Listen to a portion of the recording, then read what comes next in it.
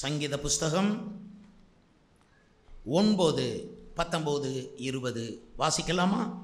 எழுந்தருளும் கர்த்தாவே, மனுஷன் பலன் கொள்ளாதபடி செய்யும். ஜாதிகள் உம்முடைய சமூகத்தில் நியாயம் தீர்க்கப்பட கடவர்கள். ஜாதிகள் தங்களை மனுஷர் என்று அறியும்படிக்கு அவர்களுக்கு பயமுண்டாக்கும் கர்த்தாவே. எழுந்தருளும் கர்த்தாவே, அவர்களுக்கு பயமுண்டாக்கும் கர்த்தாவே. மனுஷன் பலன் கொள்ளாதபடி செய்யும் கர்த்தாவே. நம்மை சுற்றி நிறைய மனுஷர்கள் எல்லா நாளும் சூழ்ந்து இருக்கிறார்கள். நம்மை சுற்றி வருகிற மனுஷர்கள் விதவிதமாக நம்மை சூழ வருவார்கள். ஆனால் ஒன்று நமக்கு தெரிய வேண்டும், மனுஷன் சொல்லும்போதே அதனுடைய இலக்கம் 666. வெளிப்படுத்தின விசேஷத்திலே அது மனுஷனுடைய இலக்கம் என்று சொல்லியிருக்கிறது.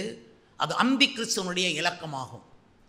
மனுஷன் மேலே அந்தி கிறிஸ்து தன்னுடைய இலக்கத்தை போட்டிருக்கிறான். தன்னுடைய கண்ட்ரோலில், தன்னுடைய கட்டுப்பாட்டில் மனுஷர்களை அவன் வைக்கிறான்.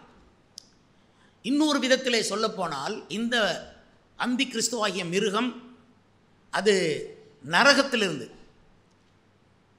ஏறி வந்தது என்று சொல்லலாம். இன்னொரு விதத்தில் நரகம் மனுஷர்களை இயக்குகின்றன. மனுஷர்களை இயக்குகிறது நரகம், அந்தி கிறிஸ்து மிருகம். அதனாலே இந்த அந்தி கிறிஸ்துவினால் இயக்கப்படும் மனுஷர்கள் நம்மை சுற்றி இருக்கிறார்கள். நம்மோடு கூட குடியிருக்கிறார்கள். நமக்கு நண்பர்களாக இருக்கக்கூடும், நம்முடைய உறவினர்களாக இருக்கக்கூடும். நமக்கு பிசாசு கூட பிரச்சனை கிடையாது. பிசாசை துரத்த அதிகாரம் நமக்கு ஆண்டவர் கொடுத்திருக்கிறார். நமக்கு பிரச்சனை மனுஷன்தான். ஆண்டவர் இயேசு மனுஷர் கையில் ஒப்பு கொடுக்கப்பட்டார் என்று வேதம் சொல்லுகிறது. அதை வைத்து நாம் என்ன எஸ்டாப்ளிஷ் பண்ணிக்கொள்ளலாம் என்றால், இயேசு மனுஷர் கையில் ஒப்பு கொடுக்கப்பட்டார், நான் மனுஷர் கையில் ஒப்பு கொடுக்கப்பட அவசியமில்லை. நீங்கள் ஒவ்வொருவரும் மனுஷர் கையில் ஒப்பு கொடுக்கப்பட அவசியமில்லை. மனுஷன் கையில் நாம் சிக்கக்கூடாது. தாவீது சொல்லுகிறான், கர்த்தர் கையில் விழுவேனாக, மனுஷர் கையில் நான் விழாதிருப்பேனாக என்கிறான். மனுஷன் கையில் நான் விழமாட்டேன். தாவீதுக்கு மனுஷர் வழியாக தண்டனை வந்தது, கர்த்தர் வழியாகவும் தண்டனை வந்தது. தாவீது சொன்னான், நான் செய்த பாவத்திற்கு கர்த்தர் என்னை நேரடியாய் தண்டிக்கட்டும், ஆனால் மனுஷனை கொண்டு மனுஷன் என்னை தண்டிக்கக்கூடாது, மனுஷன் கையில் விழாதிருப்பேனாக என்றான். தாவீதை சுற்றி ஏராளமான மனுஷர்கள், சவுல் மட்டுமல்ல இன்னும் ஏராளமானவர்கள் அவனுக்கு தீங்கு செய்கிறவர்களாய் காணப்பட்டார்கள். அவர்களுடைய தன்மைகளை குறித்து சங்கீதங்களிலே தாவீது ஏராளமாக எழுதுகிறார். சுமார் 74 விதமான ஆட்களை கண்டுபிடித்து, நானும் கண்டுபிடித்து, ஏனென்றால் நாம் மனுஷர்கள் மத்தியிலே வாழ்கிற ஒவ்வொரு ஆள் எப்படின்னு நமக்கு தெரிந்திருக்க வேண்டும். பரிசுத்த ஆவியானவர் மனுஷர்களை நமக்கு வெளிப்படுத்தி கொடுக்கிறவர். நம்மை சூழ இருக்கிற மனிதர்களை, அவர்களுடைய தன்மையை, அவர்களுடைய உள் மனதை உட்கருத்து நமக்கு வெளிப்படுத்துகிறவர். நம்மிடத்தில் வருகிறவர்கள் எப்படிப்பட்டவர்கள், அவர்களை நாம் எவ்வாறு ஜெயிக்க வேண்டும் என்பதுதான் இந்த செய்தியினுடைய சாராம்சம். கர்த்தருக்கு ஸ்தோத்திரம். வசனம் சொல்லுகிறது, ஒருவனும் உன்மேல் கை போடுவதில்லை, ஒருவனும் உன்மேல் கை போடுவதில்லை, தொட முடியாது. உன்னை தொடுகிறவன் என் கண்மணியை தொடுகிறான். ஒரு மனுஷன் நம்மை தொடக்கூட தேவன் விடமாட்டார். அப்படி கர்த்தர் நம்மை பாதுகாக்க விரும்புகிறார். உன்னோடே போராடினவர்களை நீ இனி காணாதிருப்பாய் என்பது ஆசீர்வாத வாக்குத்தத்தம். அப்போ மனிதர்கள் போராடுகிறார்கள். யாக்கோபை பற்றி சொல்லியிருக்கிறது, அவன் தேவனோடும் மனுஷரோடும் போராடி மேற்கொண்டான் என்று. ஆனால் அந்த விஷயம் சொல்லப்பட்டது எப்போ? யாப்போக்கு நதிக்கரையிலே யாக்கோபு அழுது ஜெபம் பண்ணுகிறான். அங்கே ஏசா இருக்கவில்லை. ஏசா தன் தாய் தகப்பனிடத்திலே சவால் விட்டு வந்தான். நான் யாக்கோபை கொலை செய்து விடுவேன் என்று சபதம் பண்ணி கோபத்தோடு வருகிறான். ஆனால் ஏசாவோடு யாக்கோபு போராடவில்லை, நேரில் சந்தித்து வாக்குவாதம் பண்ணவில்லை. தேவனோடு அவன் போராடி இயேசுவின் பாதத்தில் விழுந்து ஜெபித்த ஜெபத்திலே அவன் தேவனையும் ஜெயித்து எதிரியாகிய ஏசாவையும் ஜெயித்தான். நமக்கு ஏராளமான விரோதிகள், மனிதர்கள் வருவார்கள். மனிதர்களை தொடாமலே, மனுஷர்களை பாதிக்காமலே, மனுஷர்களை நாம் கடின வார்த்தை உரைக்காமலே அவர்களை நாம் ஜெயிக்க வேண்டும். அதற்கு வேண்டிய விசேஷித்த கிருபையை பெற இன்றைக்கு நாம் காலை வேளையிலே கூடி வந்திருக்கிறோம். கர்த்தருடைய பந்தி நமக்கு அதிக மகத்துவமானது. அது நமக்கு அதிக பலத்தை நமக்கு கொடுக்கும். மனுஷர்கள் என்று பிரிக்கப்பட்டவர்கள் நாம். மனுஷர்கள் மத்தியிலே நாம் வாழ்ந்தாலும் மனுஷர்கள் நின்று பிரிக்கப்பட்டவர்கள், வேறு பிரிக்கப்பட்டவர்கள் நாம். கர்த்தருக்கு ஸ்தோத்திரம். எந்த மனுஷனும் நம்மை தொடரும்படி தேவன் விட மாட்டார். யாக்கோபு தன் மாமனாகிய லாபானை பார்த்து சொன்னான், என்னை ஏன் இவ்வளவு உக்கிரமாய் என்னை பின்தொடர்ந்து வருகிறீர்? என்னை இவ்வளவு உக்கிரமாய் பின்தொடர்ந்து வருவதற்கு நான் என்ன குற்றம் செய்தேன் என்கிறான். பாருங்கள், 10 முறை சம்பளத்தை மாற்றின லாபான் பின்தொடர்ந்து வந்தான். ஆனால் தேவன் அதுக்கு முந்தின நாள் இரவிலே லாபானோடு சொப்பனத்தில் பேசினார். நீ யாக்கோபிடத்தில் நலமானதை மட்டும் பேசாமல் இடத்துல வேறு எதுவும் பேசாதே என்று அவனை எச்சரித்ததினாலே லாபான் யாக்கோபை சந்திக்கும்போது சொன்னான், உனக்கு தீங்கு செய்ய எனக்கு பலன் இருக்கிறது, ஆனாலும் நேற்று இரவு உன் தேவனாகிய கர்த்தர் என்னை எச்சரித்தார் உனக்கு தீங்கு செய்யக்கூடாது என்று. இப்படி தேவன் எச்சரிக்கவில்லை என்றால் மனிதர்கள் நம்மேல் எவ்வளவு ஆதிக்கம் செலுத்துவார்கள், மனுஷர்கள் நமக்கு எவ்வளவு கொடுமை செய்வார்கள், தீமை செய்வார்கள் என்பதை திரும்ப நினைத்து பாருங்கள். மனுஷர் கையிலே சிக்காமல், மனுஷர் கையிலே விழாமல், மனுஷர்கள் நம்மை தொடாமல், மனுஷர்கள்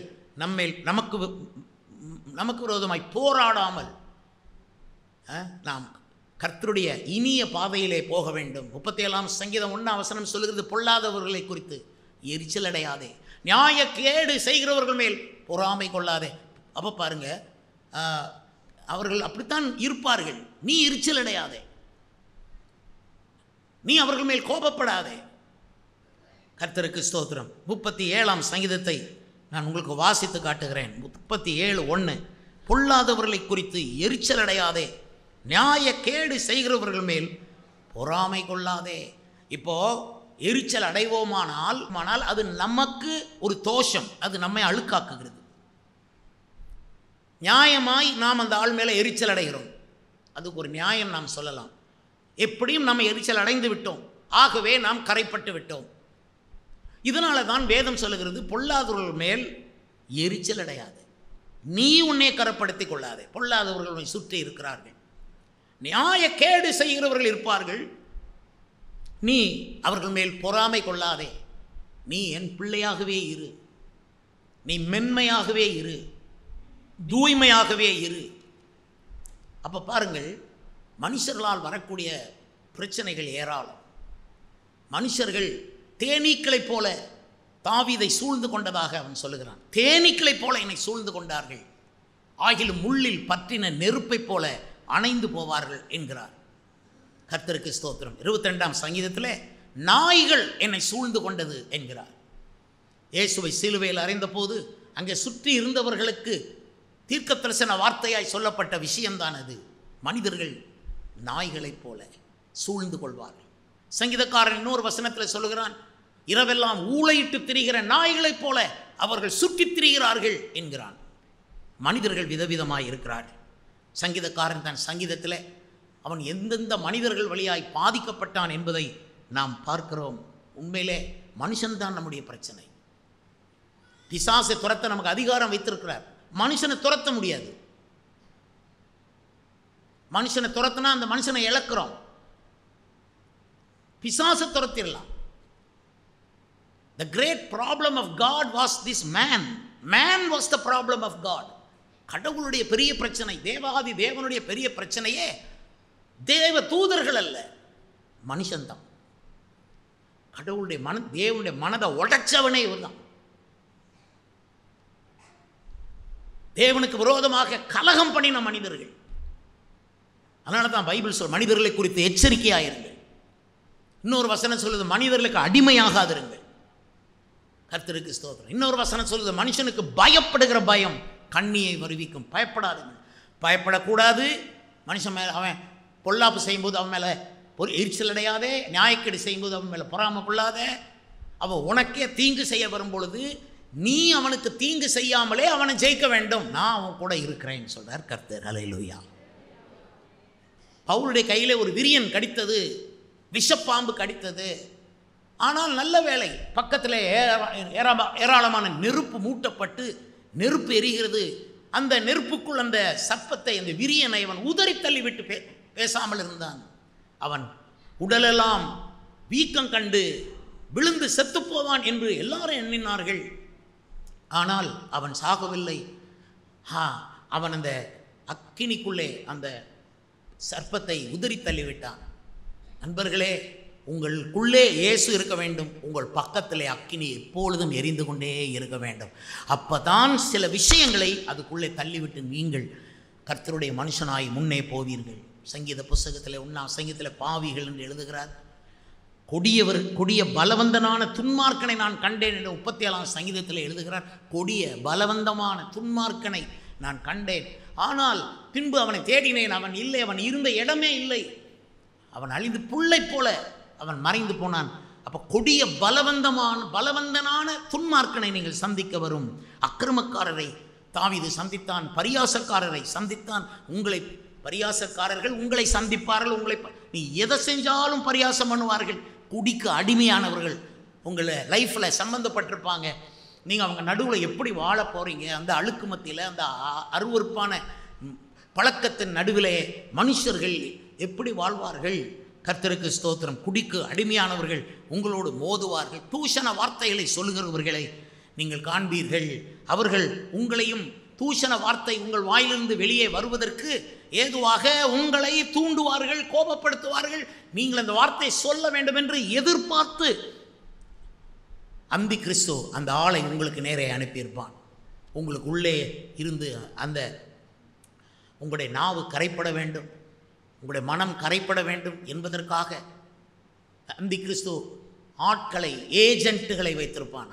அவன் அந்த ஏஜென்ட்டுகளை உங்களிடத்தில் அவன் அனுப்புவான், உங்களை கரைப்படுத்த, உங்களை பொறாமை கொள்ள வைக்க.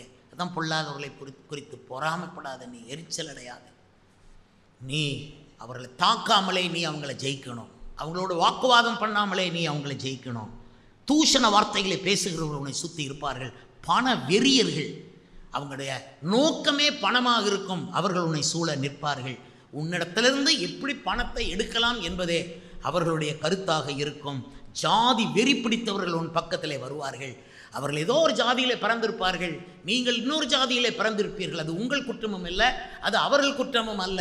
ஆனாலும் அவர்கள் அந்த பிறந்த ஜாதியின் மேல் ஒரு வெறி பிடித்தவர்களாய் உங்களுக்கு எதிராக உங்களை எளப்பமாக எண்ணுவார்கள், உங்களை குறைத்து கணக்கிடுவார்கள். அப்படிப்பட்டவர்களை எப்படி ஜெயிக்கப் போகிறீர்கள்? சண்டைக்காரர்கள் உங்களை சூழ வருவார்கள், சண்டைக்கு இழுப்பார்கள்.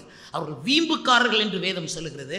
வீம்பு பேசுவார்கள், வீம்புக்காக சண்டைகளை உங்களிடத்திலே அவர்கள் எதிர்பார்ப்பார்கள். நீங்கள் சாந்தமாய் போவதை அவர்கள் விரும்பவே மாட்டார்கள். நீங்கள் எதிர்த்து சண்டை போடணும் என்பதற்காக உங்கள் கோபத்தை கிண்டி கிளப்புகிறவர்கள் உங்கள் பக்கத்தில் இருப்பார்கள். ஏமாற்றுக்காரர்கள் அவர்கள் உங்களை சூழ்ந்திருப்பார்கள். நீங்கள் எப்பொழுது ஏமாறுவீர்கள் என்று காத்து கிடக்கிறவர்கள் அங்கே இருப்பார்கள். சுயநலக்காரர்கள், உங்கள்கிட்ட வர்றவங்க எல்லாம் ரொம்ப உங்களுக்காக வர்றவங்கன்னு நினைக்காதீங்க. அவ்வளவும் சுயநலக்காரங்க. கர்த்தர் மட்டும் உங்களோட இல்லைன்னா அவங்க உங்களை உயிரோட விளங்கி விடுவார்கள். 124 சங்கீதம் 1 வசனம். மனுஷன் எனக்கு விரோதமாய் எழும்பிய போது, கர்த்தரின் பக்கத்தில் இராவிட்டால் அவர்கள் என்னை உயிரோட விழுங்கி இருப்பார்கள் என்று தாவீது சொல்லுகிறான். மனுஷன் உங்களை உயிரோடு விழுங்குவதற்காக அவன் தயாராக உங்கள் பக்கத்திலே வருவான். கர்த்தர் மட்டும் உங்களோடு இல்லை என்றால் நீங்கள் வாழ முடியாது. கர்த்தருக்கு ஸ்தோத்திரம். ஏமாற்றுக்காரர்கள் உங்களை எப்படியோ ஏமாற்றி விடுவார்கள். வஞ்சிக்கிறவர்கள் உங்களை அழகாக வஞ்சிப்பார்கள். அவர்கள் உங்களை வஞ்சிக்கிறது உங்களுக்கே தெரியாமல் இருக்கும். அருமையானவர்களே, சுயநலக்காரர்கள், அநாகரிகமானவர்கள் உங்கள் பக்கத்தில் வருவார்கள். அவர்கள் அநாகரிகமானவர்கள், அவர்களுடைய நடவடிக்கைகள் அநாகரிகமாக இருக்கும். டீசெண்டாக வாழ முடியாது, அவங்களால் வாழ தெரியாது. உங்களையும் அநாகரிகமான பழக்கத்துக்கு இழுப்பார்கள். அவர்கள் அநாகரிகமாக பேசுவார்கள், அநாகரிகமான வார்த்தைகளை அவர்கள் சொல்லுவார்கள். சொல்லக்கூடாத வார்த்தைகள் என்று நான் உங்களுக்கு கற்பித்துக் கொடுத்த வார்த்தைகளை பாருங்கள். ஏசு சாமி என்று சொல்லக்கூடாது. உங்களை சுற்றி இருக்கிறவர்கள் சாமி என்று சொல்ல பார்ப்பார்கள். உங்களை சுற்றி இருக்கிற யாராயிலும் ஓ மை காட் அப்படி சொல்லக்கூடாது. தேவனாகிய கர்த்தருடைய நாமத்தை வீணிலே வழங்குகிறவர்களை தண்டியாமல் விடமாட்டார். எல்லாம் என் தலையெழுத்து என்று சொல்லுகிறவர்களை உங்கள் கிட்டத்தில் விடாதிருங்கள். அவர்கள் அப்படி சொல்வது தவறு. அருமையானவர்களே, கர்த்தர் இப்படிப்பட்ட வார்த்தைகளை உங்கள் வாயிலிருந்து தேவன் எதிர்பார்க்கவில்லை. இது புறஜாதிகளுடைய வார்த்தை. ஒரு இடத்துல உட்கார்ந்து நீங்கள் தலையில அடித்துக்கொண்டு ஐயோ ஐயோ என்று சொல்வதை தேவன் சிறிதும் விரும்பவில்லை. கர்த்தருக்கு ஸ்தோத்திரம் உண்டாவதாக. Good luck. நீங்கள் பாஸ் ஆகிட்டீங்க, குட் லக். உங்களுக்கு ஒரு வேலை கிடைச்சிட்டு குட் லக்குன்னு யாராவது உங்கள் கிட்ட நின்று சொன்னால் அவை வேண்டாம், அப்படி சொல்லாதிருங்கள் என்று சொல்லுங்கள். இப்படிப்பட்டவங்க தான் உங்கள்கிட்ட வருவாங்க. குட் லக்கெல்லாம் ஒன்றும் கிடையாது. அது இயேசுவினுடைய கிருபையை தவிர வேற ஒன்றுமல்ல. நான் பாஸ் ஆனேன், அது இயேசுவினுடைய கிருபை. Good luck. நீ லக்கை நம்பு, நான் இயேசுவை நம்புகிறேன். கர்த்தருக்கு ஸ்தோத்திரம். விசுவாசிகள் யாராவது குட் லக்குன்னு சொல்லக்கூடாது. ஆண்டவருக்கு ஸ்தோத்திரம். சிலர் சொல்லுவார்கள், நமக்கு இப்படி தான், என் ராசியே அப்படின்னு சொல்லுவார்கள். அப்படிப்பட்டவர்களை விட்டு நீங்கள் விலகணும். சில பேர் அவர்கள் தங்களையே நொந்து கொண்டு கர்மம் என்று சொல்வார்கள். இந்த வார்த்தை விசுவாசி ஒரு பரிசுத்தவான் வாயிலே வருவதை தேவன் எதிர்பார்க்கவில்லை. இன்றைக்கு நான் உங்களை எச்சரிக்கிறதற்காகவே இந்த வார்த்தைகளை திரும்ப சொல்லுகிறேன். அருமையானவர்களே, லூசு என்று உங்களை சொல்லுகிறார்கள் அடிக்கடி. அது சின்ன விஷயம் நிறைய பேர் எண்ணுகிறார்கள். நீ இன்னொரு ஆளை லூஸ் என்று சொல்லக்கூடாது. லூஸ் என்று உங்களை சொல்கிற ஆட்கள் உங்களை சுற்றி வருவாங்க.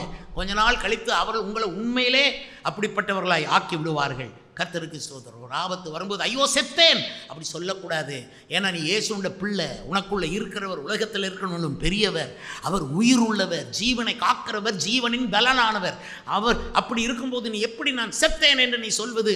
நீ சொன்ன வார்த்தை இப்படி உனக்கு சம்பவித்தால் என்ன ஆகும்? கர்த்தருக்கு ஸ்தோத்திரம் உண்டாவதாக.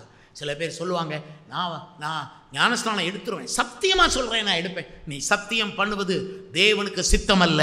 அப்படிப்பட்ட கெட்ட வார்த்தைகளை சொல்லுகிறவர்கள் உன் பக்கத்தில் நீ வைக்கக்கூடாது. சத்தியம் பண்ணக்கூடாது என்று இயேசுவே குறிப்பிட்டிருக்கிறார்.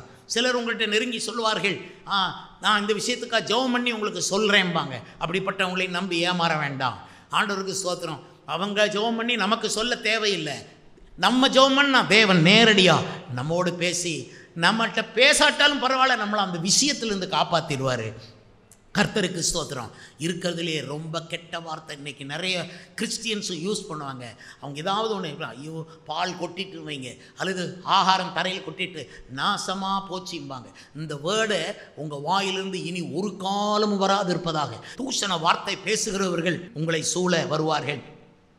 அநாகரிகமானவர்கள், கர்வமான ஆட்கள், ரொம்ப கர்வமாக வருவாங்க. அவங்க கண்ணு கர்வமாக பார்க்கும், அவங்க உடை நடை, அவங்க ஆபரணங்களை தரித்து கர்வமாக, அவங்க உடுத்துற சாரி அந்த கடையில் இருக்கும், நம்ம தேவைன்னா வாங்கிக்கலாம், அதை உடுத்திட்டு வந்து கர்வமாக நிற்பாங்க.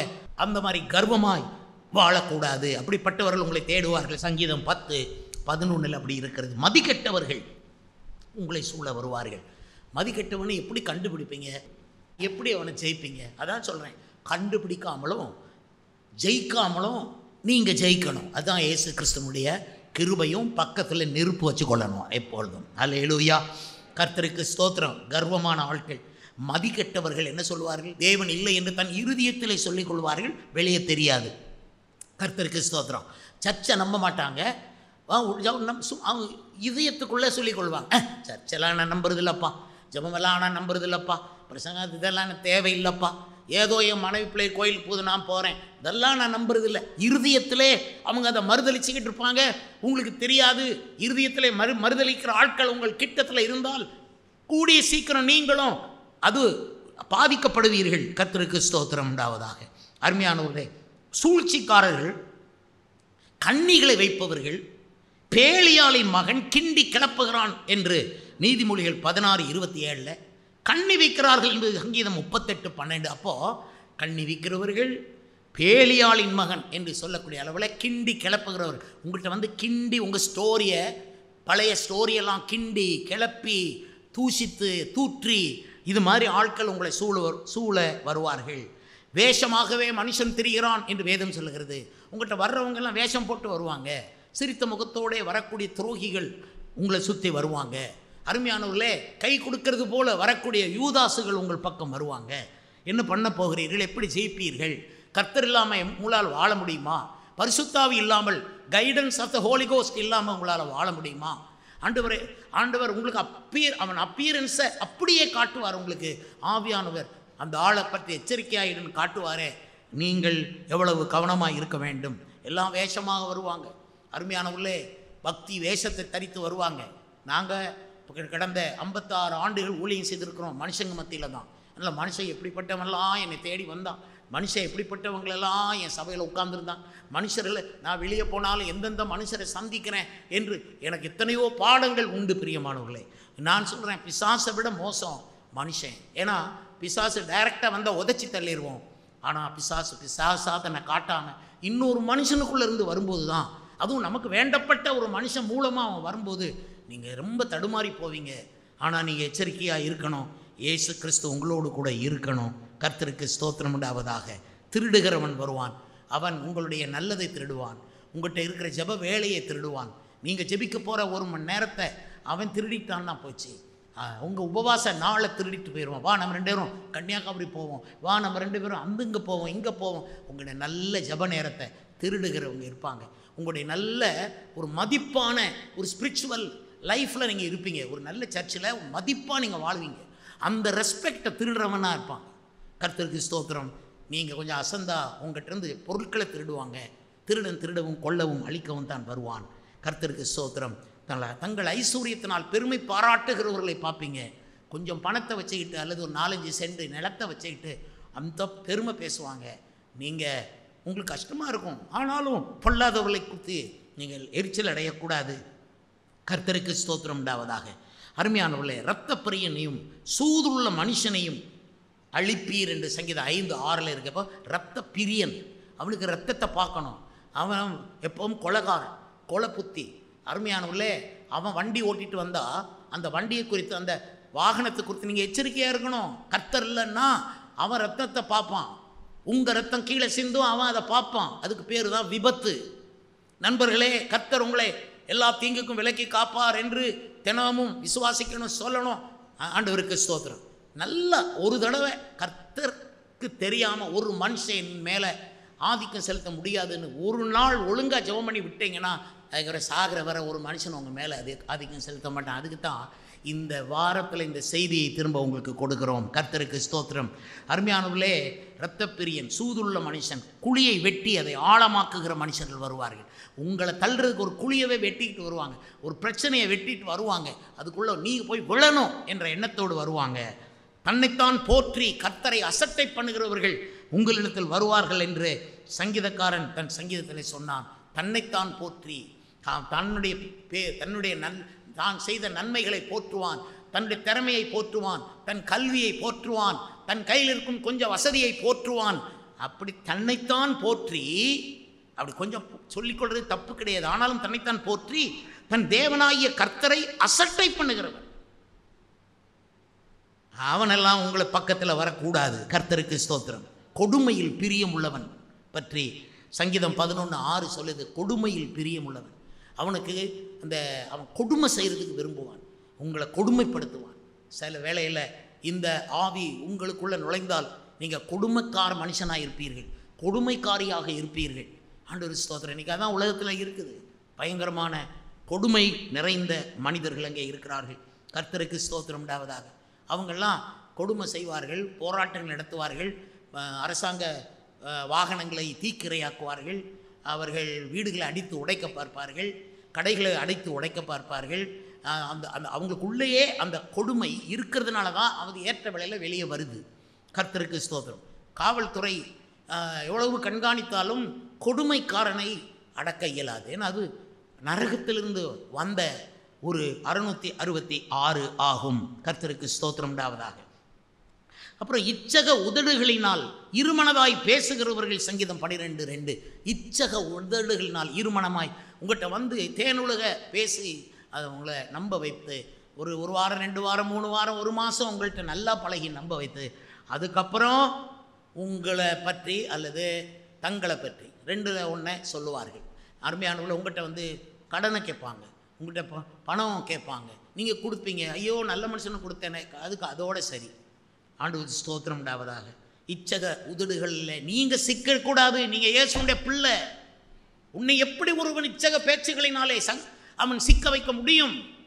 நீ ஜெயிக்க வேண்டும். கர்த்தருக்கு ஸ்தோத்திரம். உன் தேவன் எங்கே என்று நாள்தோறும் சொல்லுகிறவர்கள் வருவார்களாம். சங்கீதம் 42:10. உன் தேவன் எங்கே? நீங்கள் தடுமாறி கீழே விழும்போது உன் தேவன் எங்கே? உன்னை தூக்கு விடலையே, இந்த கல்லை அப்பமாக ஆக்கும்படி செய்ய வேண்டியது தானே? நீ இயேசுவுடைய பிள்ளை தானே? நீ படிக்காமலே பரீட்சை எழுது, பாஸ் ஆகிட்டு வா பார்ப்போம். இப்படி உன் தேவன் எங்கே? உங்களுக்கு ஒரு சிரமம் வரும்போது அவங்க சொல்லுவாங்க. உங்கள் வீட்டில் ஒரு வியாதி வந்த உடனே உன் தேவன் எங்கேம்பாங்க. உங்களுக்கு பண கஷ்டம் வந்த உடனே என்கிட்ட வந்து பணம் கேட்குற, உன் தேவன் எங்கே அப்படின்னு கேட்பாங்க. இதனால தான் அடுத்தவன்கிட்ட போய் கேட்கக்கூடாதுங்கிறது. அவன் நம்மளை இழப்பமாக பார்ப்பான். பட்டினி கிடந்தாலும் இன்னொருத்தன்ட்ட போய் கேட்டு வாங்காதபடி கர்த்தர் உங்களை காப்பாராக. கர்த்தர் பட்டினியை விசாரிக்க 2 நாளில் வந்துடுவார், 3 நாளில் வந்துடுவார். அல்லேலூயா, அல்லேலூயா, அல்லேலூயா. கர்த்தருக்கு ஸ்தோத்திரம் உண்டாவதாக. அருமையானவர்களை, நமக்கு உன் தேவன் எங்கே என்று நாள்தோறும் சொல்லு, பக்கத்தில் இருந்து சொல்லிக்கொண்டே இருப்பார்கள். வீணரோடு நான் உட்கார்கிறதில்லை, சங்கீதம் 26:4. வீணர்கள் உங்கள் பக்கம் வருவாங்க. இவங்க வந்து வீணர்கள்னா வீணை வாசிக்கிறவங்க இல்லை, இவங்க வேலை வெட்டி இல்லாதவங்க, வீண் பேச்சை பேசிக்கிட்டே இருப்பாங்க. அவங்களுக்கு பேசுறதுக்கு ரொம்ப ஆசை, அதனால் உங்கள் நேரத்தை, நல்ல நேரத்தை கெடுப்பாங்க, அதனால் வந்து பேசுவாங்க. அருமையானவர்களே பாருங்கள், வீணரோடுன்னா வேஸ்ட்டாக உட்காந்துருப்பாங்க. இந்த கிராமங்களில் போனீங்கன்னா மடங்களில், சத்திரங்களில், அங்கங்கெல்லாம் உட்காந்து, டீ கடை, பஜார் டீ கடைக்கு முன்னால் ஒரு 5-6 பேர் உட்காந்து ஒரு டீயை குடிக்கிறதுக்கு 1 மணி நேரம் ஆகி, அடுத்த டீ வாங்கணுமானா அடுத்த ஃப்ரெண்டு வர்ற வரைக்கும், இல்லைன்னா அடுத்தவனை ஏமாற்றி அடுத்த டீன்னு, சார் டீ போட சொல்லுங்கள் சார். இது இந்த வெட்டி பேச்சு பேசுகிறவங்க கிட்டத்தில் போய் உட்காரக்கூடாது. பரியாசக்காரும் உட்காரும் இடத்தில் உட்காராமலும். இதெல்லாம் அருமையாக கத்த சொல்லிக்கிறாரு. நீங்கள் இதை மாற்றி மாற்றி செஞ்சீங்கன்னா மனுஷன் கையில் சிக்குவீங்க. வீணர்கள் கையில் சிக்கிட்டீங்கன்னா உங்கள் டைம் வீணாக போயிடும், உங்கள் பணம் வீணாக போயிடும், உங்களுடைய ஜப நேரம் வீணாக போயிடும். வீணரோடு நான் உட்காருவதில்லை, சங்கீதம் 26:4. பொய் சாட்சிகளும் ஆக்கிரமித்து சீறுகிறவர்களும் எனக்கு விரோதமாய் எழும்பி இருக்கிறார்கள், சங்கீதம் 27 அதிலே 12ஆம் வசனம். பொய் சாட்சிகள் வருவாங்க. உங்களுக்கு நான் பார்த்தேன், நானே பார்த்தேன்பாங்க. ஆண்டவருக்கு ஸ்தோத்திரம், நான் கண்ணால் பார்த்தேன். பொய் சாட்சி சொல்லுகிறவர்கள் எழும்பிட்டா என்ன பண்ணுவீங்க? தப்பி தவறி நீங்கள் ஒரு மிஸ்டேக் பண்ணிட்டீங்க, பொய் சாட்சி சொல்கிறவங்க கண்ணில் பட்டிங்கன்னா என்ன ஆகும்? ஆனால் மிஸ்டேக் பண்ணாமலும் பொய் சாட்சிக்காரன் கண்ணில் படாமலும் இருக்கணுமானா உங்களுக்கு இயேசு கிறிஸ்து தேவை, பக்கத்தில் எரிகிற அக்கினியும் தேவை. கரங்களை செய்யுங்கள். அல்லேலூயா, அல்லேலூயா. அருமையானவர்களே, பொய் சாட்சிகளும் ஆக்கிரமித்து சீறுகிறவர்களும். சீறு பாம்பு தான் சீறு. 9ஆம் அதிகாரம் அப்போஸ்தலர் 1ஆம் அதிகாரத்தில் சவுல் எனப்பட்டவன் சீறி பிரதான ஆசாரிய இடத்துல போய் கிறிஸ்தவர்களை பற்றி புகார் சொன்னான். சீர்னவனை தான் மடக்குனார். இன்றைக்கி நிறைய உங்களுக்கு விரோதமாக சீறுகிறவங்க எழும்புவாங்க. நீங்கள் கர்த்தர் கையில் இல்லைன்னா போச்சு. தயவுசெய்து ஜெபம் பண்ணுங்க, மனுஷன் கையில் விட்டுறாதீங்க ஆண்டவரே என்று ஜெபம் பண்ணுங்க. கர்த்தருக்கு ஸ்தோத்திரம். எனக்கு ஆபத்து உண்டான போது அவர்கள் சந்தோஷமாய் கூட்டம் கூடினார்கள், சந்தோஷப்பட்டு கூட்டம் கூடினார்கள், சங்கீதம் 35:15. எனக்கு ஆபத்து நேரிட்ட போது அவங்க சந்தோஷப்பட்டு கூட்டம் கூடினார்கள். இப்படி ஆள் தான் உங்களை சுற்றி இருக்கும். கர்த்தர் தான் உங்களை காக்கணும். உங்களுக்கு ஒரு ஆபத்து, நீ கால் இடறி கீழே விழுவீங்க, அங்கே ஒரு 4 பேர் சிரிப்பாங்க. மனுஷன் கூட்டம் கூடி சிரிப்பான். சொந்தக்காரங்க அல்லது யாரோ இவங்க பார்வையிலே படாமல் கர்த்தர் உங்களை அழைத்து செல்லணும். அல்லேலூயா. இந்த மனுஷன் கண்ணில் படாமல் கர்த்தர் உங்களை கூட்டிகிட்டு போகணும். ஆண்டவருக்கு ஸ்தோத்திரம். நான் சின்ன வயசில் அப்படி ஜெபிச்சிருக்கேன். ஆண்டவரே, தேவையில்லாத ஆட்கள், பொல்லாத ஆட்கள் என்னை பார்க்கும்போது அந்த இடத்துல நான் இருக்கக்கூடாது, என்னை நீங்கள் மறைச்சிடணும், அப்படி மறைச்சிடணும். அல்லேலூயா. ஏன்னா நான் அதுக்கு முந்தி பொல்லாதவனாக இருந்தேன், பார்த்தீங்களா, ரட்சிக்கப்படுறதுக்கு முந்தி. அதனால் என்னை கண்ட உடனே என்ன மாப்பிள்ளை அப்படின்னு வருவான்ல, என்னலேன்ட்டு வருவான் கையை தேடி. ஆண்டவரை என்னை க்ளோஸ் பண்ணிடுங்க, நான் அந்த இடத்துல இருக்கக்கூடாது. ஆண்டவர் என்னை அப்படி மறைச்சிருவார். என்னை அவர் மறைச்சி அந்த துன்மார்க்கர்கள் போன பிறகு அவர் தன் கரத்தை எடுப்பார். அல்லேலூயா. மோசையை கண்மலை வெடிப்பில் வைத்து மறைத்து அதுக்கப்புறம் கையை எடுத்தார். கர்த்தர் இந்த வாரங்களிலே கர்த்தர் உங்களுக்கு அதை செய்யணும். இப்போ நான் பிரசங்கம் பண்ணுற இந்த செய்தியானது ஒரு வாரத்துக்குரிய செய்தி அல்ல, உங்கள் வாழ்நாளுக்குரிய செய்தி. கர்த்தருக்கு ஸ்தோத்திரம். உங்களுக்கு ஒரு ஆபத்துன்னு உடனே உங்களோட வந்து கண்ணீர் விட்டு ஜெபிக்கிற ஒரு 4 பேரை சம்பாதிச்சிருக்கீங்களா? உங்களுக்கு ஒரு ஆபத்துன்னு உடனே பாஸ்டர்கிட்ட தெரிவித்து பாஸ்டரும் அந்த 4 பேரும் சேர்ந்து உங்கள்கிட்ட ஓடி வர்றதுக்கான ஒரு நல்ல உறவில் சபையோடு இருக்கிறீங்களா? கர்த்தருக்கு ஸ்தோத்திரம். நாங்கன்னா சபை மக்கள்னா உங்களை சுற்றி நின்று அழுது ஜெபம் பண்ணுவாங்க. கர்த்தருக்கு ஸ்தோத்திரம். அருமையானவர்களே, நான் எடுத்துக்கொள்ளாததை கொடுக்க வேண்டியதாயிற்று, சங்கீதம் 69:4. இப்படி தான் மனுஷங்க உங்கள்கிட்ட பிடுங்குவாங்க. நீங்கள் எடுத்திருக்க மாட்டீங்க, கொடு என்று உங்களிடத்தில் பிடுங்குவார்கள். கர்த்தருக்கு ஸ்தோத்திரம். மனுஷர்கள் தாவீதை எவ்வளவாய் சூழ்ந்து கொண்டார்கள். அவன் அதனால தான் சங்கீதங்களை எழுதி எழுதி எழுதி எழுதி ஆராதிக்கிறான். ஒவ்வொரு சங்கீதமும் ஜபமாகவே அவன் கர்த்தருக்கு முன்பு கொண்டு போகிறான். அவன் சொன்னான், அவன் சொன்ன பல வசனங்களை உங்களுக்கு நான் சொன்னேன். கர்த்தருக்கு ஸ்தோத்திரம். பொல்லாத மனுஷர்கள், ஆண்டவருக்கு ஸ்தோத்திரம். மனுஷர்களுக்கு எச்சரிக்கையாயிருங்கள், மனுஷர் கையில் விழாதிருங்கள். ஒருவனும் உண்மையில் கை போட முடியாது. உன்னை தொடுகிறவன் என் கண்மணியை தொடுகிறான். இதெல்லாம் நீங்கள் பாராமல் மனதில் வைக்க வேண்டியது. பாரம்பரியக்காரர்கள் உங்களை சுற்றி வருவார்கள், அவர்கள் பாரம்பரியத்தையே பேசுவார்கள். நம்ம ஆவியானவரால் நடத்தப்படுவதை ஏற்றுக்கொள்ள மாட்டார்கள். பாரம்பரியமாக இப்படி தான் நடந்து வருது. பாரம்பரியக்காரர்கள், பதவி ஆசை உள்ளவர்கள் உங்கள் பக்கத்தில் வருவார்கள். அவர்களுக்கு நீங்கள் ஒரு பதவியை கொடுத்தீங்கன்னா கம்முன்னு இருப்பாங்க. பதவியை கொடுக்கலன்னா எவ்வளவு துரோகம் பண்ணணுமா, எவ்வளவு கூசாமல் அவங்க பிரச்சனை பண்ணுவாங்க. அவங்களுக்கு வேண்டியது பதவி. அந்த நாய்க்கு தேவையானது ஒரு எலும்பு துண்டு, அந்த மனுஷனுக்கு தேவையானது ஒரு பதவி. அரசியல் அப்படிதான் இருக்குது நண்பர்களே. பதவி ஆசை பிடித்தவர்கள் உங்களோடு கூட நெருங்குவார்கள். புறங்கூறி திரிகிறவர்கள், நீதிமொழிகள் 11:13 உங்கள்கிட்ட இருந்து செய்திகளை கலெக்ட் பண்ணி 10 வீட்டில் போய் சொல்லிக்கிட்டு இருப்பாங்க. ஒரு 10-20 பேர்கிட்ட போய் புறங்கூறி திரிகிறவர்கள் இருப்பாங்க. தந்திரக்காரனின் நாவு, யோபு 5:12 தந்திரக்காரன் கையில் சிக்கக்கூடாது. அவன் தந்திரமாக உங்களை ஏமாற்றி கொண்டு போவான். பிறகுதான் யோசிப்பீங்க, ஐயோ சர்ச்சுக்கு போக வேண்டியனா, இப்படி இவன் கையில் சிக்கிட்டேனே, அவன் என்ன மாதிரி சொல்லிட்டான், தந்திரமாக ஏமாற்றிட்டானே. தந்திரமாக ஏமாற்றி உங்கள் பணத்தை கேட்பான். நீங்கள் இந்த பணத்தை சம்பாதிக்க எவ்வளோ கஷ்டப்பட்டுருப்பீங்க, அதுவும் உங்கள்கிட்ட தந்திரமாக அவன் கேட்குறான்னா நீங்கள் கர்த்தருடைய பிள்ளை, அறிவுள்ள பிள்ளையா ஏன் இருக்க மாட்டேங்க? நீ ஏன் ஜெபம் பண்ண மாட்டேங்கிறீங்க? ஏன் உபவாசிக்க மாட்டேங்கிறீங்க? உபவாசம் இருந்து ஜெபிச்சு தந்திரக்காரன் கையிலிருந்து நீங்கள் தப்ப வேண்டும். சொப்பனக்காரன் வருவான். யூதா புஸ்தகம் 8ஆம் வசனத்தில் இருக்கிறது. அவன் நிறைய நான் அந்த சொப்பனம் கண்டேன், இந்த சொப்பனம் கண்டேன்னு சொல்லுவான். உங்களை பற்றி சொப்பனம் கண்டேன். இந்த சொப்பனக்காரனை அனுமதிக்கக்கூடாது. ஆண்டவர் சொப்பனத்தின் வழியாக தான் உங்களோட பேசணுங்கிற அளவுக்கு அவர் ரொம்ப கம்மியாக, ரொம்ப சீப் கிடையாது. ஏற்கனவே பேசிட்டார். ஹல்லேலூயா. வசனத்தில் அள்ளி கொடுத்துட்டார், எல்லாம் பேசிட்டார். உங்களுக்கு அன்பு கதை வேணுமா, உன்னத பாட்டை எடுத்து வாசி. உனக்கு ஆராதனை கதை வேணுமா, சங்கீதத்தை எடுத்து வாசி. உனக்கு அரசியல் கதை வேணுமா, நேபுகாத்நேச்சார், தானியேல், இன்னும் ராஜாக்களுடைய சரித்திரத்தை வாசி. உனக்கு ஒரு கிராமிய கதை தேவையா, ரூத்து புஸ்தகத்தை எடுத்து வாசி. உனக்கு ஒரு ராயல் கதை வேணுமா, எஸ்தர் புஸ்தகத்தை எடுத்து வாசி. எல்லாம் வச்சுட்டார்.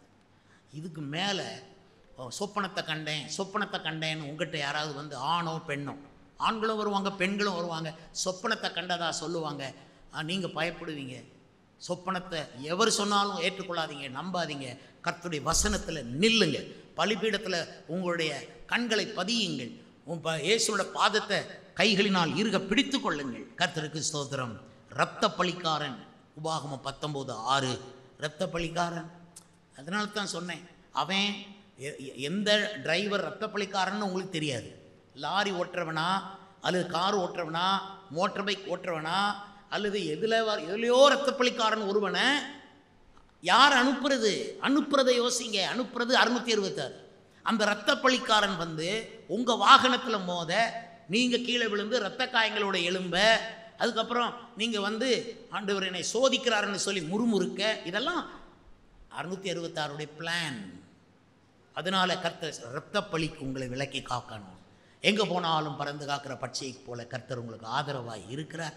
அவரை எங்கேயோ வச்சுட்டு வர்றதில்லை, உங்கள் கூடவே தான் சுமந்து போகிறீங்க. நான் உன்னோடு கூட இருப்பேன் அவர் சொல்லியிருக்கிறார். ஹல்லேலூயா, ஹல்லேலூயா.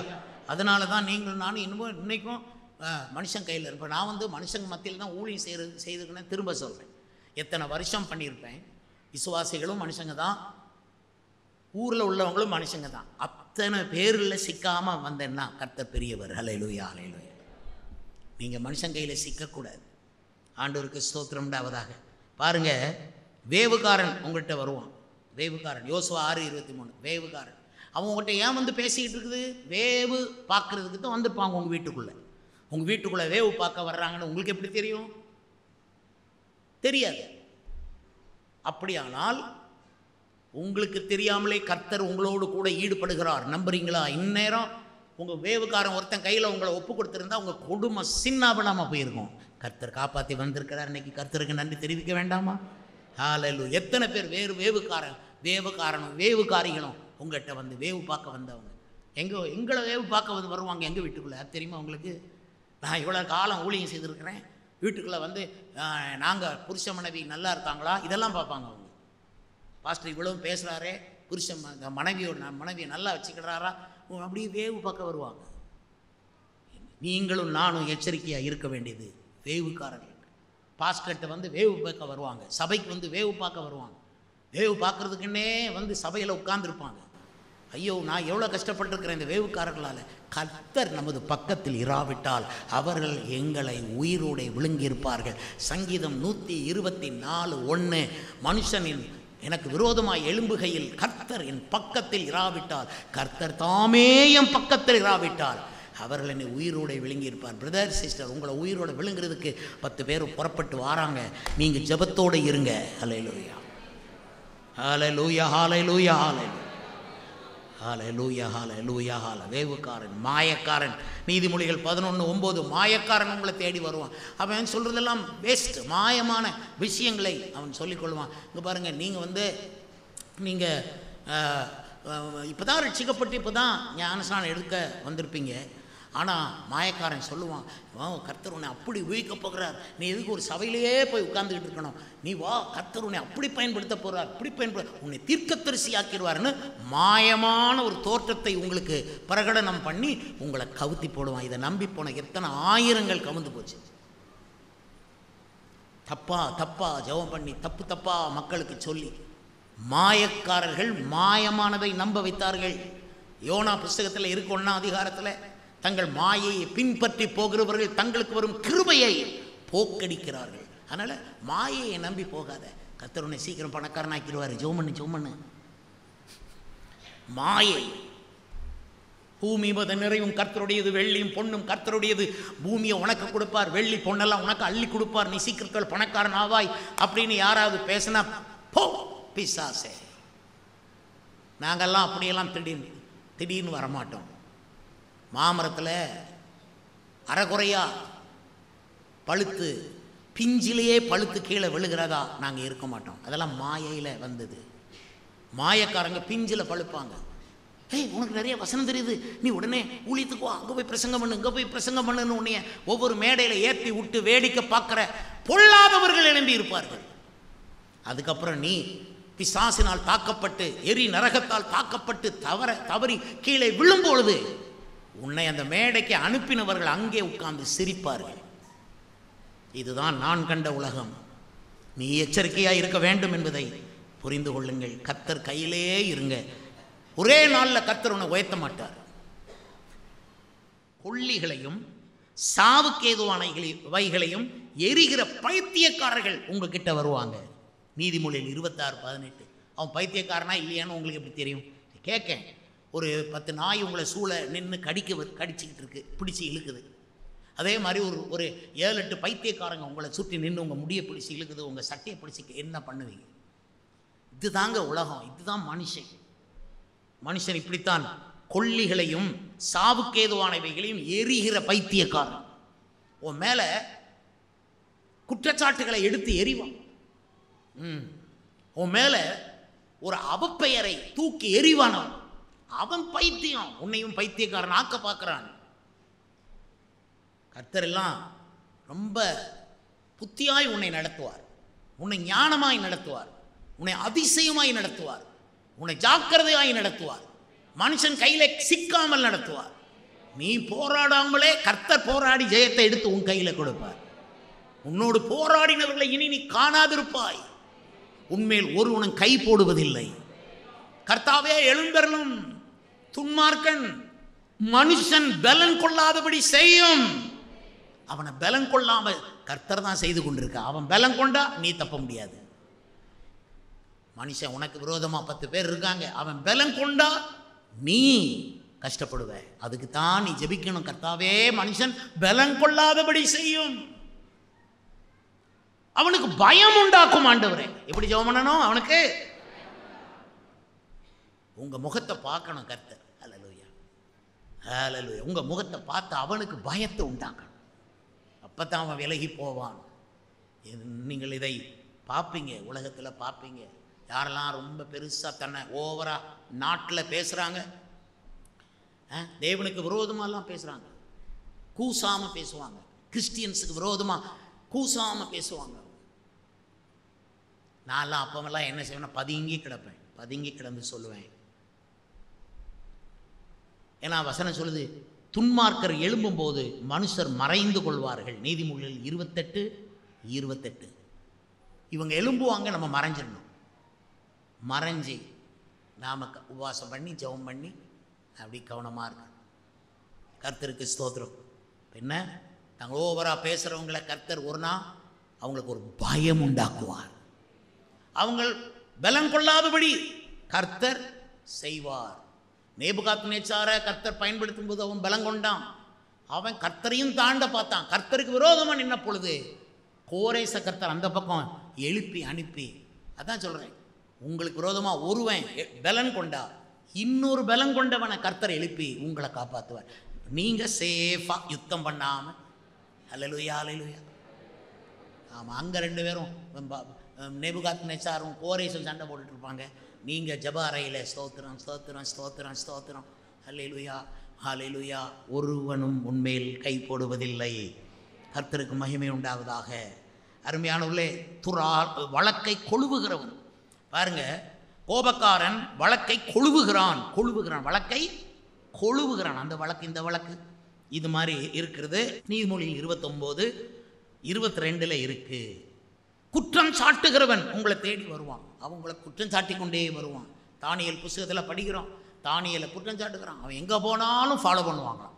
இவன்கிட்ட என்ன குற்றத்தை கண்டுபிடிக்கலாம், அதை ராஜாட்ட சொல்லி கொடுத்து இவன் அரண்மனையை விட்டு விரட்டணும். நோக்கமெல்லாம் என்ன பாருங்க, தானியேலை அரண்மனையை விட்டு விரட்டணும். உங்களை தேவனுடைய அரண்மனையாகிய சபையிலிருந்து விரட்டணும். அதுக்கு உங்க மேல குற்றம் கண்டுபிடிக்கிறதுக்கென்றே பிசாசு வந்து கொண்டே இருப்பான். பிசாசு ஆளை அனுப்புவான், அவன் வரமாட்டான். அவனை ஆண்டவர் இயேசு ஏற்கனவே நசுக்கி தள்ளிட்டார். அல்லேலூயா. இப்போ அவன் ஏவல் ஆட்கள் தான் வருவாங்க உங்ககிட்ட. அவங்களையும் ஜெயிச்சிட்டீன்னா அதுக்கப்புறம் கர்த்தருடைய பிள்ளை, நீ அழகாக இருப்ப, அருமையாக இருப்ப, இயேசுவை போல் இருப்போம், கபடற்றவர்களாக இருப்போம், கலங்கம் இல்லாதவர்களாக இருப்போம். கர்த்தருடைய பிள்ளைகளை நான் இந்த மாதிரி பேசும்போது இந்த மாதிரி குணங்கள் நம்மக்கிட்டேயும் இல்லாமல் கர்த்தர் கழுவிடுவார். நம்ம யாரையும் குற்றம் கண்டுபிடிக்காம, நம்ம யாரையும் வேவு பார்க்காம, அதை சொன்ன அத்தனையிலையும் நம்ம கழுவப்படுறோம். கர்த்தருக்கு ஸ்தோத்திரம் உண்டாவதாக. அருமையானவர்களே, ஆலோசனைக்காரன் வந்து உங்கள்கிட்ட ஆலோசனை பேசுவான். அவன் கொடுக்குற ஆலோசனையை ஏற்றுக்கிட்டீங்க, வம்பில் மாட்டிக்கொள்வீங்க. நீங்கள் 2-3 பேரோட செக் பண்ணணும். 2-3 சாட்சிகளில் காரியம் நிலைவரப்படும் என்று வேதம் சொல்லுகிறது. அதனால் நீங்கள் ஒரே ஆள் சொல்கிறத கேட்டு போய்கிட்டே இருக்காங்க. ஒரே ஆள் சொல்கிறத கேட்கணுமானா உங்கள் பாஸ்டர் சொல்கிறத கேளுங்க, அவர் போதும். ஆனால் மனுஷங்கிட்ட போனீங்கன்னா வித்தியாசமாக உங்களை டீச் பண்ணி நடத்தி உங்களை இருமாப்புள்ளவர்களாய் ஆக்கி விடுவார்கள். சோதனைக்காரர்கள் உங்கள்கிட்ட வருவார்கள், பிசாசு பிடித்தவர்கள் உங்களிடத்தில் வருவார்கள். உங்களுக்கு தெரியுமாகும், உங்கள்கிட்ட வந்தவன் பிசாசு பிடிச்சிருக்கிறானா இல்லையான்னு உங்களுக்கு கண்டுபிடிக்க முடியுமா? உங்கள்கிட்ட வர்றவன் பைத்தியம் பிடித்தவன் வாரானா கண்டுபிடிக்க முடியுமா? கர்த்தர் இல்லாமல் எப்படி வாழ முடியும்? பாருங்கள், பிசாசு பிடித்தவன் அப்படின்னு சொன்னால் ஒரு மனுஷனுக்குள்ளே 6000 பிசாசு இருந்துச்சான், லேகியோன் பிசாசு. அப்போ உங்கள்கிட்ட வர்ற ஒருத்தனுக்குள்ளே 5 பிசாசாவது இருக்குமே, 10ஆவது இருக்குமே, 30ஆவது இருக்குமே, 3000ஆவது இருக்குமே. அவன் 6000 வச்சுருந்தான். உங்கள்கிட்ட வாரவன் கையில், அவனுக்குள்ள, அவன் கண்ணு காது செவிக்குள்ள, அவன் நாக்கில் எல்லாம் அசுத்தாவியல் ஆக நிறைஞ்சி உங்கள்கிட்ட வர்றவன் ஒரு 1000 அசுத்தாவியோட வந்து உங்களை கெடுத்து போடுவானே. நாங்கள்ல பயப்படுறோம். அல்லேலூயா. எங்களுக்கு பயமாக இருக்குது உங்களை விடுறது. எங்களுக்கும் பிள்ளைகள் இருக்குது. நான் ஜெபம் பண்ணியிருக்கிறேன், ஆண்டவரே என் பிள்ளைகள் எந்த மனுஷன் கையிலையும் சிக்காமல் காப்பாற்றோன்னு சொல்லி. ஏன்னா ஊழியம்னாலே மனுஷங்க தான். இன்றைக்கி மனுஷங்க பாராட்டுவாங்க, நாளைக்கு கீழே போட்டு மிதிப்பாங்க. இன்றைக்கி காணிக்க கொடுப்பாங்க, நாளைக்கு அவங்க புகார் சொல்லுங்க. எங்கள் மனுஷன் கையில் சிக்க வைக்காமலே, ஆனால் எங்களுக்கு நல்ல ஊழியத்தை கொடுங்க ஆண்டவரே, உங்களை போல எங்களையும் மாற்றுங்க என்று நாங்கள் ஜெபம் பண்ணி கொண்டிருக்கிறோம். ஏமாற்றுகிறவர்கள் கையில் நீங்கள் சிக்கக்கூடாது. பிசாசு பிடித்தவன் உங்கள் கிட்ட, பிசாசு பிடித்த லேடி உங்கள் கிட்ட வந்து உட்கார்ந்தா என்ன செய்வீங்க நீங்கள்? அந்த லேடிக்குள்ளே 4, 5, 10, 20 இருக்கலாம். என்ன கண்டுபிடிக்க முடியுமா? கர்த்தர் உங்களை காக்கணும்னு தான் நான் ஜெபம் பண்ணுறேன். காப்பார் என்றும் சொல்கிறேன். நம்பிக்கை வைங்க அவர் மேலே. மனுஷனை நம்புவதை விட்டு விடுங்கள். நான் தான் சொன்னேன். நாசிலே சுவாசம் உள்ள மனுஷனை நம்ப வேண்டாம் என்று சொன்னவர் தான் நம்முடைய கர்த்தர். அதான் பைபிளில் நடு வசனம். கர்த்தருக்கு ஸ்தோத்திரம். வியாதிக்காரன் உங்கள் பக்கத்தில் வருவான், என்ன பண்ணுவீங்க? வியாதிக்காரன் உங்கள் லைஃப்பில் சம்பந்தப்பட்டா என்ன பண்ணுவீங்க? உங்கள் மகளை அவன் கல்யாணம் கட்டிட்டா என்ன பண்ணுவீங்க? நீங்கள் வியாதியெல்லாம் இருக்கான்னு செக் பண்ணிட்டா பொண்ணு மாப்பிள்ளை பேசுகிறீங்க. எல்லாத்தையும் செக் பண்ண உங்களால் முடியாது. மனுஷன் கையில் சிக்கிடுவீங்க, ஈஸியாக சிக்கிடுவீங்க. கல்யாண பேச்சில் தொற்று நோய் உள்ளவன் அவங்க கை கொடுப்பாங்க, அல்லது ஏதோ ஒரு தொழுநோய் தீராத நோய் உள்ளவன் உங்ககிட்ட வந்துட்டான். அந்த நோய் உங்ககிட்ட அப்படி பரவிட்டுனா என்ன பண்ணுறது? பயப்படணும்னு நான் சொல்லலை, ஆனால் இது சம்பவிக்கும். இப்போ நாங்கள் எத்தனையோ நோயாளிகள் மத்தியிலே ஊழியம் செய்து வருகிறோம், எத்தனையோ நோயாளிகளை கை வச்சு ஜெபம் பண்ணுறோம். காரணம், எங்களுக்குள்ளே இயேசு, எங்கள் பக்கத்திலே அக்கினி சூளை. ஹல்லேலூயா, ஹல்லேலூயா. எங்கள் கையில் ஒரு விரியன் கடிச்சது, உதறிடுவோம் அக்கினி சூளைக்குள்ள. கையை உயர்த்தி அல்லேலூயா சொல்லுங்க. அல்லேலூயா, அல்லேலூயா, அல்லேலூயா. நான் சொன்ன இந்த விஷயங்களில் ஏதாவது எங்களை தீண்டுச்சுன்னா உடனே நெருப்புக்குள்ளே போட்டுட்டு நாங்கள் எளிமை நிற்கிறோமே. உங்களுக்கு அது அக்கினி தேவை. நம்முடைய அந்நிய பாஷைகளுக்குள்ளே நம்முடைய எதிர்கால திட்டங்களே அடங்கி இருக்கணும். நம்ம பேசுகிற அந்நிய பாஷைக்குள்ள நம்முடைய ஃபியூச்சர் லைஃபே அடங்கும். ஹல்லேலூயா, ஹல்லேலூயா.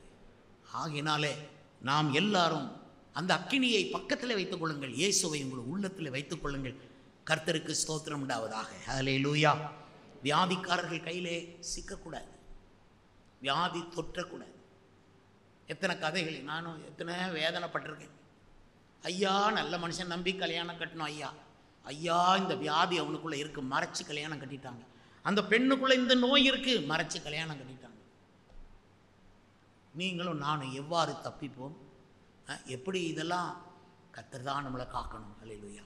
தொற்று நோய் உள்ளவனோ அல்லது வியாதி உள்ளவனோ அல்லது அசுத்தாவி பிடிச்சவனை நீங்கள் கல்யாணம் கட்டு வந்துட்டீங்கன்னா என்ன ஆகும்? பரிசுத்தாய் பெற்றவனை நம்பி கல்யாணம் கட்டுங்க. சுகஜீவிகள் 123ஆம் சங்கீதம் 4ஆம் வசனம். சுகஜீவிகள் அவங்க நோகாமல் வாழணும்னு விரும்புவாங்க. சுகஜீவிகள் நோகாமல் வாழணும், நோகாமல் ஊழியம் செய்யணும். சில ஊழியக்காரங்க இன்றைக்கி நிறைய சுகஜீவியான ஊழியக்காரங்க வந்துட்டாங்க. தெருக்களில் போய் ஊழியம் செய்ய மாட்டாங்க, கஷ்டப்பட்டு வீடு சந்திக்க மாட்டாங்க, மக்களுக்காக திறப்பில் நின்று கதற மாட்டாங்க, ஒரு சொட்டு கண்ணீர் அவங்க கண்ணில் வராது. ஆனால் ஊழியம் செய்ய விரும்புகிற சுகஜீவிகள், வாழ்கிறதுக்கு வர்றவங்க, கர்த்தருக்கு ஸ்தோத்திரம், அவங்க கையில் சிக்காதீங்க. சுகஜீவிகள் வருவார்கள். கர்த்தருக்கு ஸ்தோத்திரம். பரிதானம் வாங்குகிறவர்கள், லஞ்சம், எதுக்குன்னா லஞ்சம் கேட்பாங்க. மனுஷனே அப்படித்தான். நீங்கள் ஆஃபீஸுக்கு போவீங்க, லஞ்சம் கேட்பாங்க. ஈபிக்கு போவீங்க, ஈபிக்கு அங்கே லஞ்சம் கேட்பாங்க. சரியா? ஒரு ட்ரெயின் டிக்கெட், அங்கே லஞ்சம் கேட்பாங்க. நீ எங்கே போனாலும் லஞ்சம். என்ன பண்ணுவீங்க? கர்த்தர் காப்பாராக. அல்லேலூயா. லஞ்சம் கொடுக்காமலும் லஞ்சம் வாங்காமலும் கர்த்தர் எனக்கு வேலை கிடைக்க பண்ணுவாராக. கர்த்தர் திறமையாக இருந்தால் யாரையும் உயர்த்துவார். அல்லேலூயா. தேவனுக்கு ஸ்தோத்திரம் உண்டாவதாக. அப்போ பரிதானம் வாங்குகிறவர்களெல்லாம் சுற்றி இருக்கும்போது எப்படி தான் ஒரு நிலத்தை விற்போம், எப்படி தான் ஒரு வீட்டை கட்டுவோம், எப்படி தான் ஒரு வேலையை நம்ம பிள்ளைக்கு வாங்குவோம். எங்கே போனாலும் லஞ்சம் வாங்குறாங்களே, கேட்டு வாங்குறாங்களே. எப்படி? இப்போ நம்ம கொடுக்கலாம், சும்மா கொடுக்கலாம். ஏழைகளுக்கு இறங்குகிறவன் கர்த்தருக்கு கடன் கொடுக்குறான். ஒரு 10 ரூபா கூட நம்மளாக கொடுக்கலாம். அதுக்காக எனக்கு இவ்வளோ ரூபா கொடுத்தா நான் இந்த வேலையை செய்வேன். லஞ்சம் கேட்டால் இருதயத்தை கடினமாக்கிட்டு போயிடணும். லஞ்சம் நோ சொல்லுங்கள். லஞ்சம், நீங்கள் லஞ்சம் கொடுக்க மாட்டீங்க, நீங்கள் லஞ்சம் வாங்குறவன் கையில் போய் சிக்குவீங்க. பிறகு காணிக்க போடுற காசை லஞ்சம் கொடுத்துட்டு இருப்பீங்க. இது சம்பவிக்காமல் இருக்கணும். ஆனால் இப்போமே இயேசு நோக்கி வலது கரத்தை உயர்த்திடுங்க.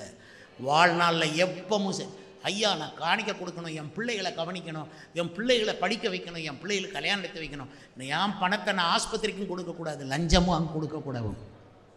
ஹல்லேலூயா, ஹல்லேலூயா. வசனம் சொல்லுது நீதிமொழி 27:15, ஓயாத ஒழுக்கும் சண்டைக்காரியும் சரி. வீட்டில் மழை பெஞ்சு ஓயாமல் ஒழுக்கிட்டு இருக்கு, அதே மாதிரி சண்டைக்காரி ஓயாமல் சண்டை போட்டே இருந்தால் இது ரெண்டும் சரின்னு சாலமோன் எழுதுகிறாரு. உங்களை சுற்றி இருக்கிறவங்க, கிட்ட இருக்கிறவங்க சண்டைக்காரியாகவும் இருக்கலாம். ஓயாமல் ஒழுக்கு, எப்போவும் நச்சன்னு ஒரு புருஷன் உங்களை இப்படி சொல்லிக்கிட்டு இருந்தால் அது சரியில்லை, இது சரியில்லை, அது பிடிக்கும் இப்படி யாரும் சொன்னால் அவங்களுக்கு எரிச்சல் உண்டாகும். அதே போல் ஒரு மனைவி எப்போ பார்த்தாலும் புருஷன் வீட்டுக்குள்ளே வருமுன்னால நினச்சா அது இல்லை இது இல்லை அப்படி சண்டா இப்படி பிரச்சனை ஆகும் சொன்னால் நல்லா இருக்காது. கர்த்தருக்கு காத்துருங்க. கர்த்தர் உங்களை இந்த மாதிரி சூழ்நிலைமைகளில் விலக்கி காப்பார். துஷ்ட அதிகாரி அவன் சிங்கத்தை போல கரடியைப் போல இருப்பான் என்று நீதிமொழி 28:15 இருக்கு. அப்போ துஷ்ட அதிகாரிகிட்ட நீங்கள் போக வேண்டியிருக்கும். நீங்கள் உட்காந்துருக்கீங்க, நீங்கள் ஜெபிக்கிற நேரம் அங்கே உட்காந்துருக்க முடியாது. நீங்கள் ஆண்டவரே ஸ்தோத்திரம் ஜெபம் பண்ணிட்டு போங்க. அந்த கரடி உங்களை கண்ட உடனே பூனை மாதிரி ஆயிரும். கரடியை பூனையாக்கும் சக்தி அல்லேலூயா கர்த்தர். இது மாய மந்திரம் இல்லை, இது ரியல் லைஃப். ஆண்டவருக்கு ஸ்தோத்திரம். வெண்கலமும் இரும்புமானவர்கள் உங்கள் லைஃப்பில் ரொம்ப வெண்கலம் மாதிரி இருப்பாங்க, இரும்பு மாதிரி இருப்பாங்க. இது நாகும் 3:4 இருக்குது. கர்த்தருக்கு ஸ்தோத்திரம். அருமையானவர்களே, தங்கள் தயாளத்தை பிரசித்தப்படுத்துகிறவர்கள் உங்கள் பக்கத்தில் இருப்பாங்க. நீதிமொழிகள் 20:6. உங்கள் வாழ்க்கையில் சம்பந்தப்படுவாங்க. இதுவரைக்கும் இல்லைன்னா இனிமேல் வருவாங்கன்னு அர்த்தம். ஆனால் கர்த்தர் உங்களை காக்க வேண்டும் என்று அர்த்தம். தங்கள் தயாளத்தை பிரசித்திப்படுவோம். நான் அவளுக்கு அவ்வளோ அன்னதானம் பண்ணேன், இவருக்கு இவ்வளோ கொடுத்தேன், அங்கே அவ்வளோ பண்ணேன், இவ்வளோ நான் ரொம்ப இறக்கம் உள்ளவன். தயாளத்தை பிரசித்திப்படுத்துகிறவங்க இப்படியெல்லாம் ஆட்கள் இருக்காங்க. ஒட்டு கேட்கிறவர்கள் இருப்பார்கள். பைபிளிலே ஒட்டு கேட்ட ஒரு ஆளுடைய பேர் என்ன தெரியுமா? ரோதை. அப்போஸ்தலர் 12ஆம் அதிகாரம். எல்லாரும் ப்ரே பண்ணிக்கிட்டு இருக்காங்க ஜெப கூட்டத்துக்குள்ளே.